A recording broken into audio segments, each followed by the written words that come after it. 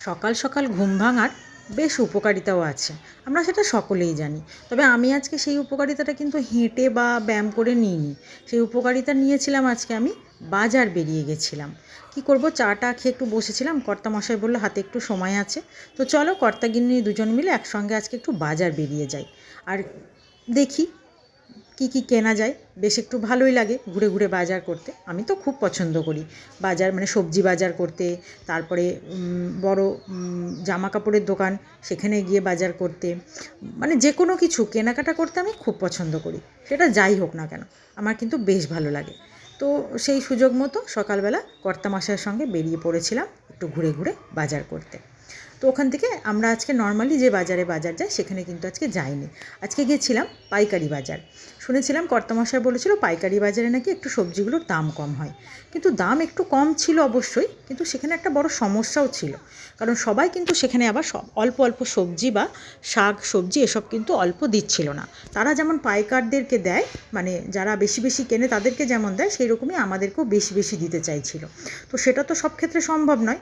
যেমন ধরুন আদা, রসুন, কাঁচা লঙ্কা এগুলো কি আর অনেক করে নেওয়া যায়, মানে 1 কিলো 2 কিলো এরকম নেওয়া যায়? সেটা তো সম্ভব নয়। তো আমরাও ওখানে অনেকজন আবার এমনিও ছিল যারা অল্প জিনিসও দিচ্ছিল। তো সেই রকমই কয়েকজনের কাছ থেকে একটু ঘুরে ঘুরে বাজার করলাম। লালতের শাক নিলাম, ভেন্ডি নিলাম, পটল নিলাম, তারপরে এই যে এখানে এসে সজনের ডাঁটাটা নিলাম। তো কিন্তু সজনের ডাঁটাটা আমার আবার খুব একটা পছন্দ ছিল না, কারণ সজনের ডাঁটাটা একটু শুকনো শুকনো ছিল। কিন্তু কর্তামশাই বলল সবাই তো 1 কিলো 2 কিলোর নিচে দিতে চাইছে না, তো ইনি যেহেতু এখানে 600 না 700 আছে দিতে চাইলো, তো এটা নিয়ে নাও, যেমনই আছে নিয়ে নাও।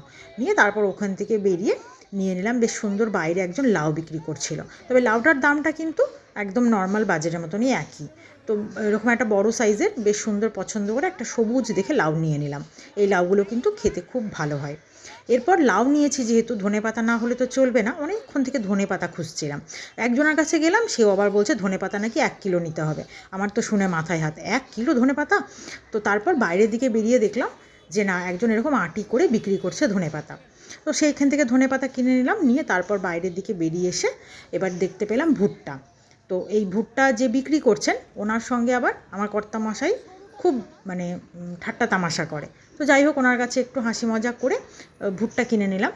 তো ভুট্টাটা নিলাম সন্ধেবেলা একটু ওদেরকে চাট বানিয়ে দেবো বলে। কর্তামশাই আর ছেলে দুজনেই খুব ভালোবাসে ভুট্টার চাট খেতে। আর যদিও ওটা খুব হেলদি, খাওয়াটাও খুব ভালো। তো এমন একটা ছোট ব্যাগ নিয়ে গেছি, জানছি বাজার করবো না, জাস্ট একটু শখে ঘুরতে যাওয়া, কিন্তু বাজার করতে করতে অনেকটাই ব্যাগটা ভরে গেছে। দেখুন ভুট্টাগুলো নেওয়ার জায়গা নেই। এবার কি করব, ভুট্টাগুলো নিয়ে গাড়ির ডিকিতে ভরে বাড়ি চলে এলাম। বেশ ভালো লাগলো।